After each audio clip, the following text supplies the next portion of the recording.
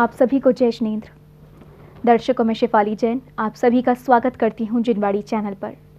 हम आज फिर उपस्थित हैं विशेष कार्यक्रम भक्तामृत स्तोत्र अर्थ सहित में। इस कार्यक्रम में आचार्य मानतुंग द्वारा रचित भक्तामृत स्तोत्र की व्याख्या वाचन संत शिरोमणि आचार्य श्री विद्यासागर जी महाराज के शिष्य मुनि पुंगव श्री सुधा सागर जी महाराज कर रहे हैं। इस कार्यक्रम का मुख्य उद्देश्य घरों में बंद लोगों के समय का सदुपयोग और भक्तामृत स्तोत्र के महत्व को जन जन तक पहुंचाना है। हंस के समान श्रोता होते हैं जो कितने ही कुछ बोल दो वो अशुद्ध बात निकाल देंगे और शुद्ध बात ग्रहण कर लेंगे। जिन श्रोताओं को गुणग्राही बोलते हैं, जहां गुणग्राही श्रोता हो वहां पहले बनाना। इसलिए पहले महिमा समझो किसी की।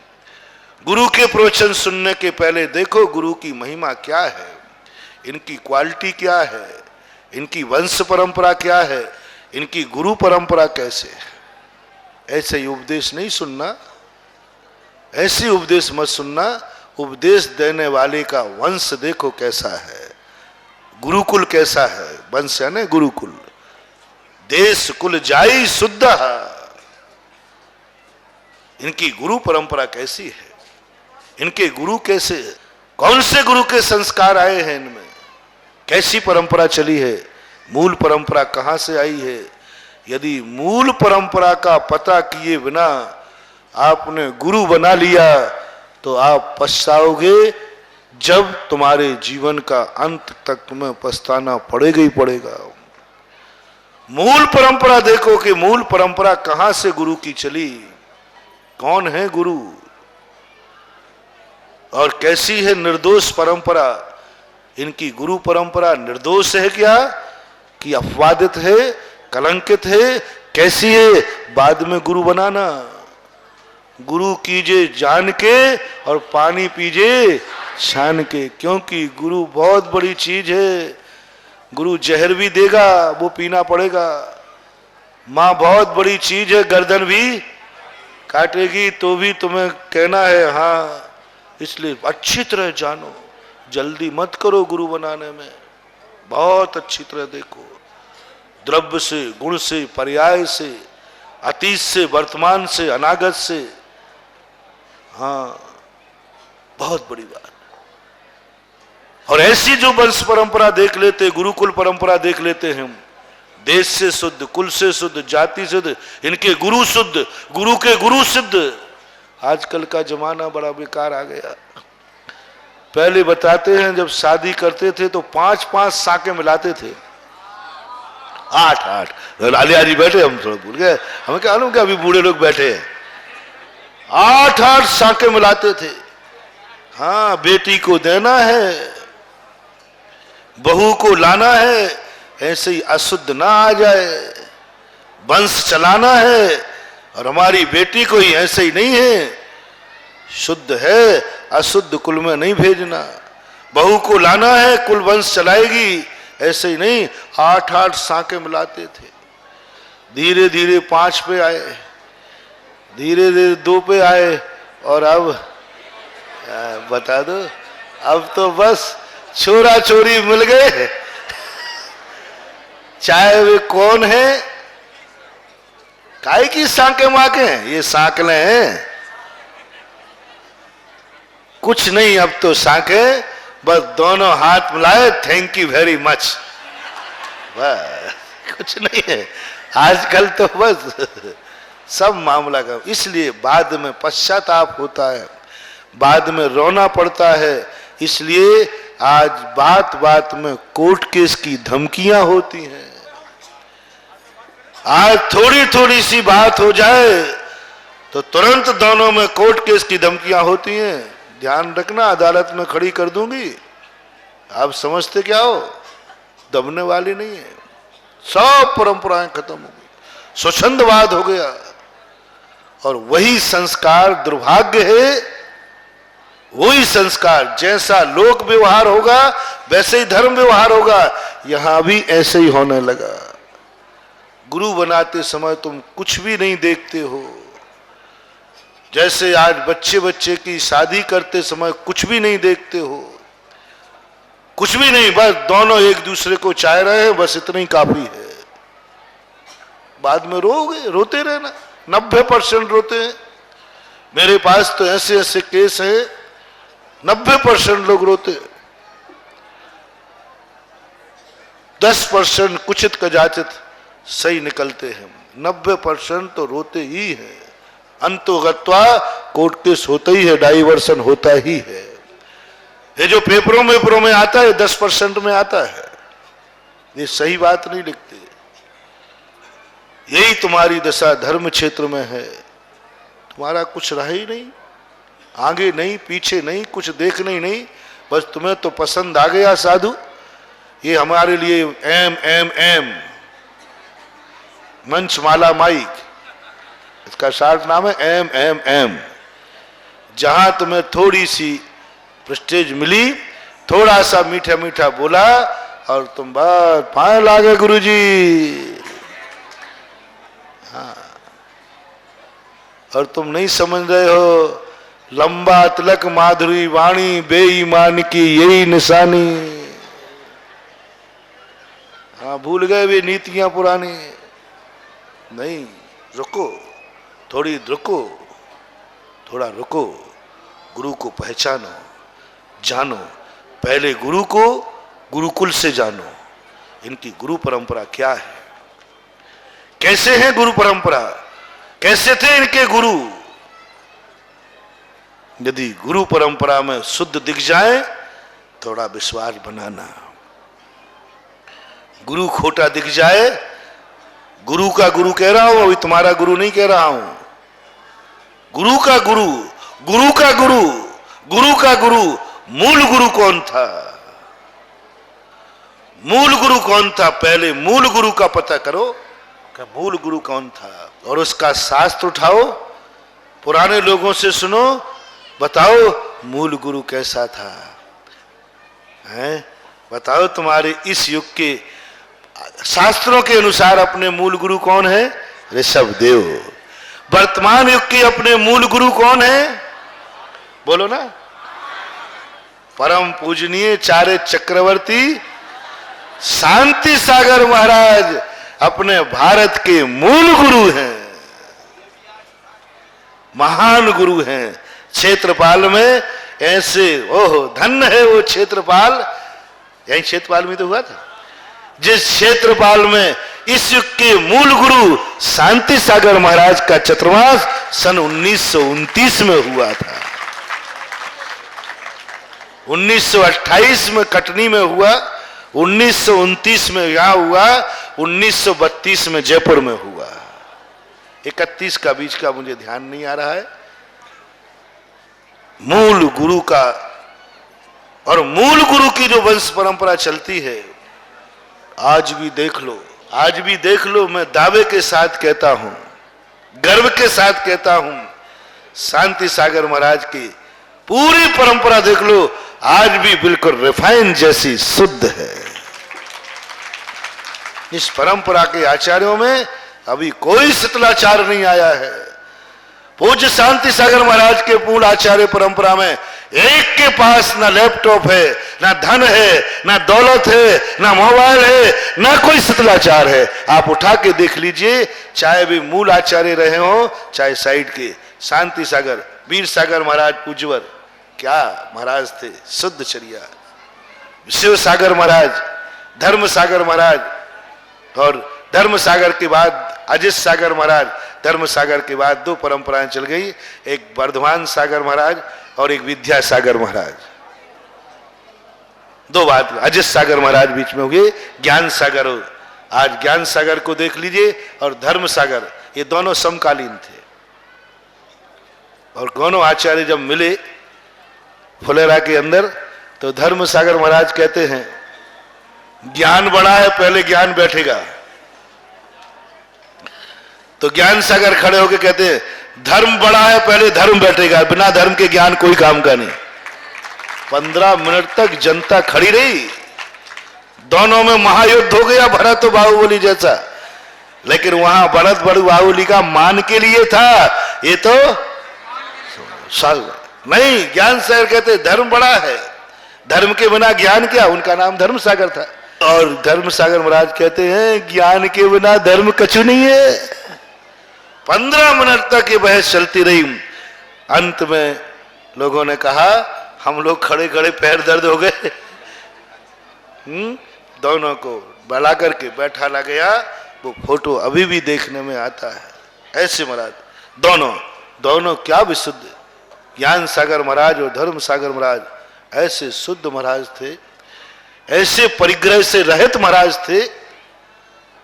परिग्रह से रहित, एक धर्म ध्यान दीपक के अलावा धर्म सागर महाराज के पास कुछ भी नहीं था। माला भी नहीं रखते थे, कंकड़ों से माला फेरते थे। जहां बैठ जाते थे 9 कंकड़ उठा लेते थे। बहुत थोड़े थे, ज्यादा पढ़े लिखे नहीं थे। 9 कंकड़ उठा लेते थे, बस नमो हंताणम नमो सिद्धाणम ऐसे एक यहां रख लिया, ऐसे करते। कोई ज्यादा ज्ञान था नहीं। बस सुबह से लेकर शाम तक धर्म ध्यान दीपक पूरी पढ़ते थे। क्या करना, पहले पढ़ने पूरी धर्म ध्यान दीपक का पाठ करते थे। बस एक ही काम उनका, सोने के पहले जगने के बाद से पूरी धर्म पहले पढ़ने से लेकर आखिरी पढ़ने तक पूरा पाठ करते थे महाराज। पूज्यवर धर्म सागर महाराज, ज्ञान सागर महाराज की क्या चर्या हमने तो देखा नहीं, दुर्भाग्य है। लेकिन जब राजस्थान गया, लोगों ने जब उनकी चर्या सुनाई ज्ञान सागर महाराज की, गर्व होने लगा कि हम उनके पोते हैं। ऐसा मस्तक उठा कि वाह, हम समझते थे आचार्य विद्यासागर महाराज ने इतने अच्छे संस्कार स्वयं पाए होंगे। नहीं, गुरु महाराज ज्ञान सागर महाराज। और आज दोनों आचार्य जिंदा हैं। धर्म सागर महाराज की वंशज, हमारे चचेरे भाई कह लो, चाचा भतीजे कह लो, और क्या आपकी भाषा। वर्धमान सागर जीवित हैं और इधर विद्यासागर हैं। आप दोनों पर उंगली उठा के बता दो तो मैं जानू। दोनों की चर्या, आज भी दोनों आचार्य कोई बाह्य परिग्रह का उपयोग नहीं करते। ना तो इनके पास मोबाइल है, ना लैपटॉप है, ना कूलर है, ना पंखा है, कुछ भी नहीं है। बताओ, ये तो शांति सागर महाराज के संघ की परंपरा में आज किसी के पास मोबाइल नहीं मिलेगा, किसी के पास लैपटॉप नहीं मिलेगा। कोई भी शांति सागर महाराज के, मूल बात कर रहा हूं, एक आध कोई हो तो बात अलग है। मूल में ना पंखे का प्रयोग करते, ना हीटर का प्रयोग करते, ना कूलर का उपयोग करते। जो चर्या है आज भी, क्यों? क्योंकि ये मूल परंपरा से जुड़ा हुआ है। अन्य परंपराओं की मैं बात नहीं कर रहा हूं, मुझे कोई लेना देना भी नहीं। मैं तो ये तुम्हें स्वाभिमान दिलाना चाहता हूं, यदि तुम्हें जुड़ना ही है, गुरु बनाना ही है, तो मूल परंपरा का गुरु बनाओ, जिससे तुम्हारा मस्तक यूं उठेगा। और कोई 8 साके मिलाने आ जाए तो 9 साके मिला ले हुए तो भी मिला लीजिए। 8 नहीं, कितनी? 9। अपन दावे से कहो बुंदेलखंडी है। बुंदेलखंडी तो डंके की चोट पर बोलता है, 8 क्या मिलाते हो? 9 मिलाओ। हमारा मूल परंपरा शांति सागर महाराज की है। आद्य गुरु, परम पूजनीय गुरु, महान गुरु, जिन्होंने क्या नहीं किया अपने लिए। 7 दिन तक भूखे रहे, आहार देने वाले नहीं थे। हम तो झड़े में खेल रहे हैं। सारे कांटे तो पूज्यवर अपने पैरों में ले गए। 8 दिन तक आहार नहीं दिया, विधि नहीं जाने। आ गए लोग मूंगफली गोड़ लेके, आ गए रोटियां लेके, महाराज खाओ। अब कैसे खावे महाराज? ऐसे यार कितने अवसर सहन किए, पूरे भारत में घूमे, जगह जगह। कलकत्ता में एक बिल्डिंग के सामने खड़े हो गए, फोटो उतारो। अब फोटो उतारो, महाराज फोटो उतरवाते? बोले नहीं, उन्होंने अपने लिए। आज लोग कहते शांति सागर महाराज फोटो उतरवा दे तो हम क्यों नहीं उतरवाएं? अरे भैया, शांति सागर महाराज इसलिए उतरवाया, कल के दिन हमारे महाराज आएंगे और लोग कहेंगे यहाँ मुनियों का प्रवेश वर्जित है, तुम ये फोटो दिखा देना कि एक महाराज आए थे। जब वो जा सकते तो हम क्यों नहीं? मार्ग की रक्षा के लिए उन्होंने किया। जब पूज्यवर का ध्यान आता है, हमने उनको बहुत अच्छी तरह पढ़ा है। बहुत अच्छी तरह पढ़कर के बाद रोंगटे खड़े हो जाते। अनंत अनंत उपकार होता है और गर्व होता है। हमारे भाग्य देखो, बहुत हमने अनंत अनंत पुण्य किए हैं कि जो मुनि बने, लेकिन उससे भी अनंत अनंत पुण्य किए हैं कि हम मूल परंपरा के चेले बने हैं। ध्यान रखना, मुनि बनना अनंत पुण्य है और मूल परंपरा में मुनि बनना अनंत गुणा पुण्य है। तो मुनि बनना महान है कि मूल परंपरा में मुनि बनना महान है। जन्म लेना ही नहीं, खोटे कुल में जन्म ले लिया। मनुष्य तो कोई भी बन जाता है, पापियों के भी छोकरे पैदा हो जाते हैं, लेकिन एक उच्च कुल में जन्म लेना और एक सम्माननीय कुल में जन्म लेना और एक निंदनीय कुल में जन्म लेना, जन्म में कोई फर्क नहीं है। जन्म में कोई फर्क नहीं, लेकिन इज्जत में फर्क है कि नहीं है? बहुत अंतर है। इसी प्रकार से कहीं भी मुनि दीक्षा लेना, कहीं भी ले लो, क्या फर्क पड़ता? कपड़े तो उतारना और पीछे का मंडल लेना है, और करना क्या समझ में नहीं आता। महाराज आप भी क्या पागलपन की बातें कर रहे हैं? करना क्या है शादी में? अब 17 कुंडले मिलाओ, क्या लेना देना? 7 पीढ़ियों से शादी करना है कि छोरा छोरियों करना है? क्या लेना देना है? दोनों मियां बीवी राजी तो क्या करेगा काजी।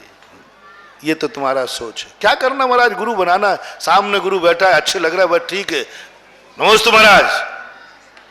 हाँ, कुछ नहीं होगा,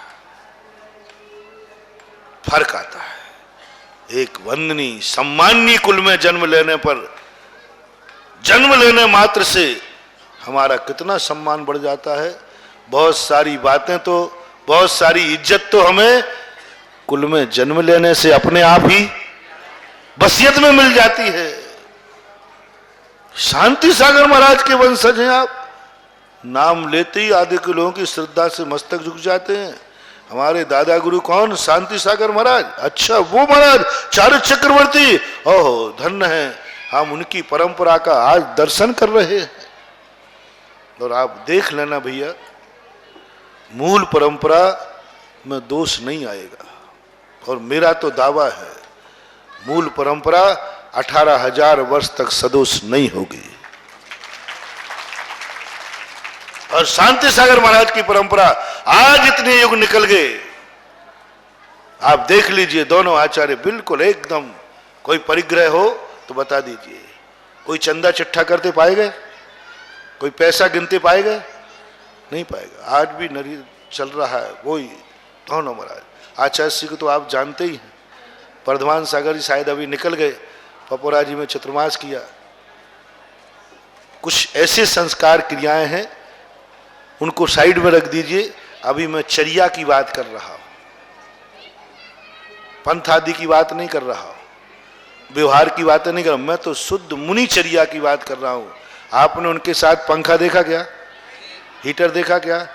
और आचार्य विद्यासागर महाराज को बेचारे चटाई भी नहीं ले, बेचारे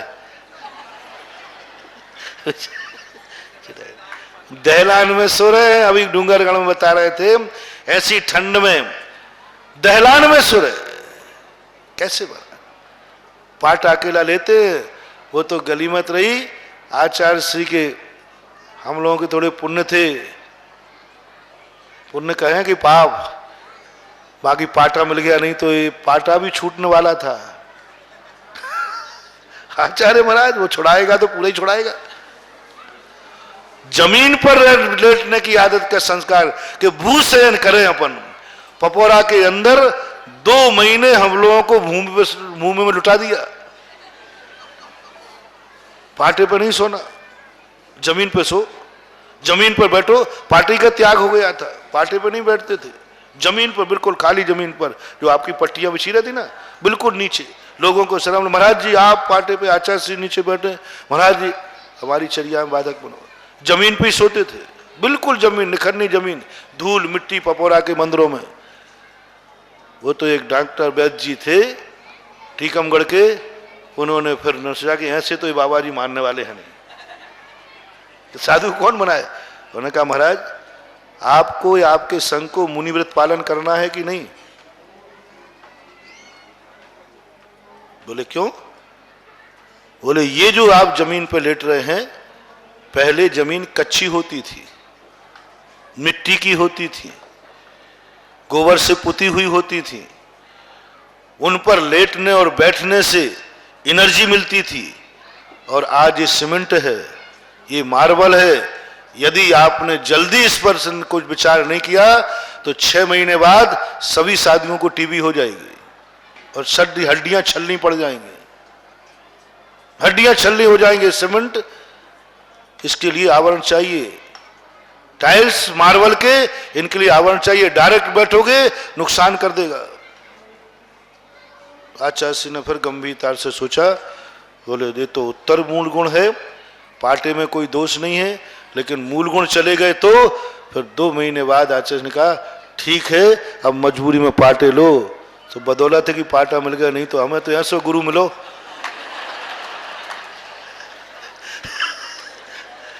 ऐसे गुरु मिलो कि जो जमीन में है। अरे गुरु तो वो है चेले को सिंहासन दिलवावे सोने के, और हमारा गुरु कैसा है? तो पाटा भी छुड़ा के, बोलो दुख नहीं है ऐसे गुरु को, ऐसे गुरु को पाके गर्व है। तो ऐसी स्थिति को देख करके आप लोग भी गुरु बनाते समय वंश परंपरा देखा करो, गुरुकुल देखा करो। जैसे शादी में कुल परंपरा देखें, यहां भी देखो। और फिर देखने के बाद जो वर्तमान में है उसको भी जानो, परखो, अच्छी तरह समझो, आगम की चर्या देखो। फिर उसके बाद गुरु बनाना, जल्दी बिना गुरु के रह जाना, लेकिन गुरु को जान के बनाना। और जान के बनाओगे फिर आपको देखना मजा क्या आता है। आप जहर भी पी जाओगे, तुम्हें विकल्प नहीं आएगा, तुम्हारे माथे पर शिकन नहीं आएगा, क्योंकि तुमने गुरु जान के बनाया है। अनजाने गुरु को बनाओगे तो 2 मिनट में तड़ातड़, जैसे अभी कहा ना, बिना छाके मिलाए बना लिया, 2 मिनट में लव मैरिज हुई थी, 2 मिनट में थैंक यू वेरी मच हुआ था, और 2 मिनट ये नोटिस वकील साहब तलाक करना है। ऐसे ही तुमने गुरु बिना जाने बना लिया तो 2 मिनट लगेंगे टूटने में। जिस दिन वो तुम्हारे प्रतिकूल चल गया, उस दिन तुम गुरु को गाली देते दिखाओगे। जिस दिन उसने कठोर बोल दिया, जिस दिन तुम्हारा अपमान हो गया, उसी दिन तुम गुरु को छोड़ दोगे। गुरु तो वो है, मां तो वो है जो दूध ही नहीं पिलाए, गर्दन भी काट ले तो भी मां ना छूट पाए, मां के प्रति बुरा भाव ना आ पाए। गर्दन भी काट ले तो भी मां के प्रति द्वेष भाव। क्या कह रहा हूं? बहुत बड़ी बात कह दी मैंने। रामचंद्र जी को तो वनवास ही दो, तो हमने तो कहां तक कह दी, मारी गर्दन भी काट ले तो भी तुम्हारे मन में ये भाव आवे कि नहीं, मां ने जो किया मेरे, इसी प्रकार गुरु तुम्हारा। गर्दन तो नहीं काटूंगा, है ही नहीं, तलवार ही नहीं, क्या करें। लेकिन तुम्हें कैसा भी कठोर बोल दे, तुम कहोगे नहीं, गुरु जो भी कहेगा मेरे हित में कहेगा। तब समझना कि तुम्हें प्रवचन सुनने लायक हो। और ऐसे ही गुरु को कहा, श्रोता को पकड़ लेना, पहले समझ लेना। कच्चे श्रोताओं के सामने कुछ भी मत बोल देना, सब भाग जाए। पहले 2-2 चतुर्मास में बढ़िया पकाना और 30 चतुर्मास में बढ़िया सुटाई करना।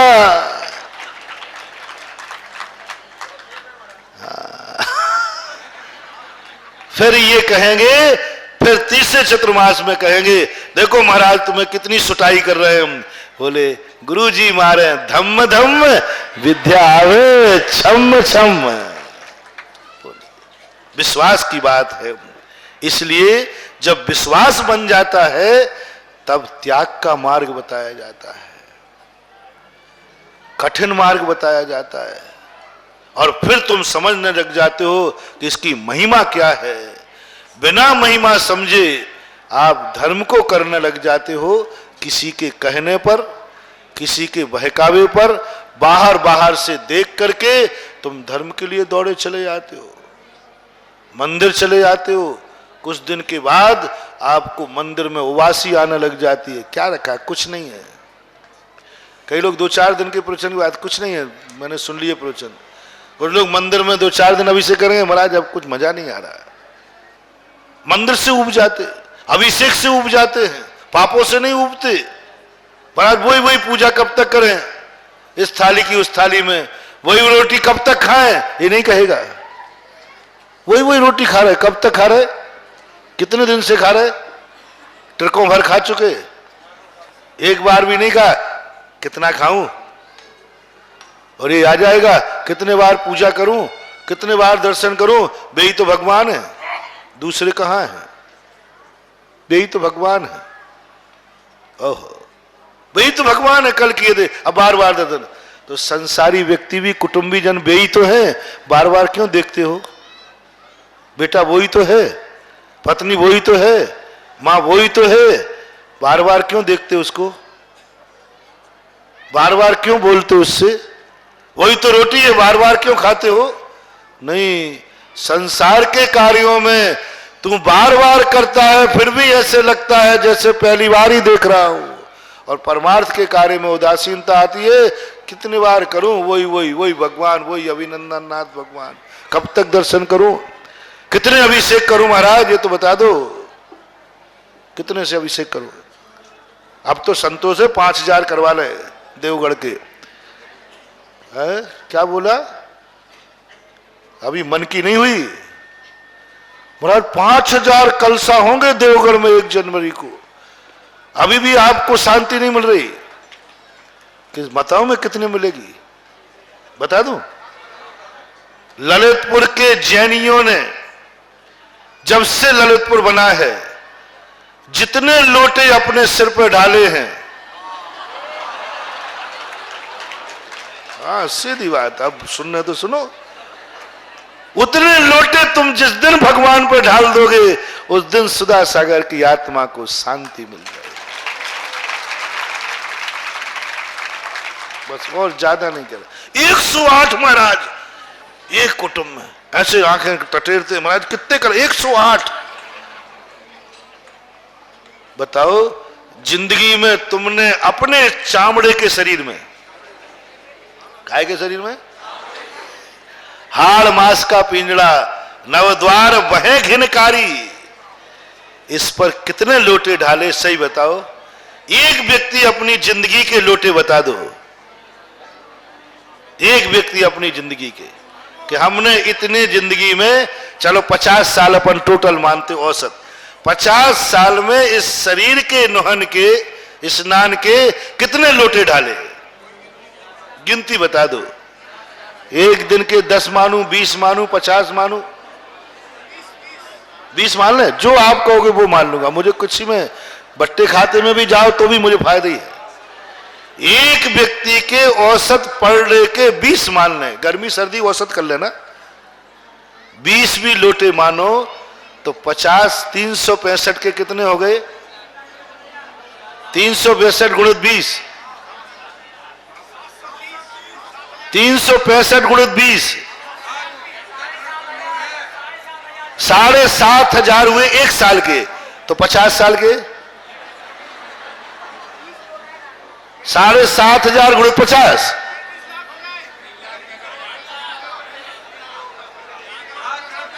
आज रविवार है, बड़े बड़े दिग्गज बैठे हैं, लगा हुआ 7,000 गुणित 7,500 है, 3,50,000। ठीक, कोई बात नहीं, भूल चूक लेना देना है, अपन नीचे नोट लगा देंगे। लगभग 3,65,00,000। देखो मुझे लाख में समझा रहा हूं, बताओ भैया, करोड़ों का फायदा, करोड़ों का घोटाला तो मत करो रे। इतना सीधा साधा थोड़ी हो कि करोड़ों में मूड हो जाऊं। कितने करोड़? 3,65,00,000 लोटे ढाल चुके हो तुम इस चामड़े के शरीर पर, तो भी करिया को करिए ही है? क्या बात हो गई, क्या बात हो गई। नहा नहा करके नालियां करिया कर दी।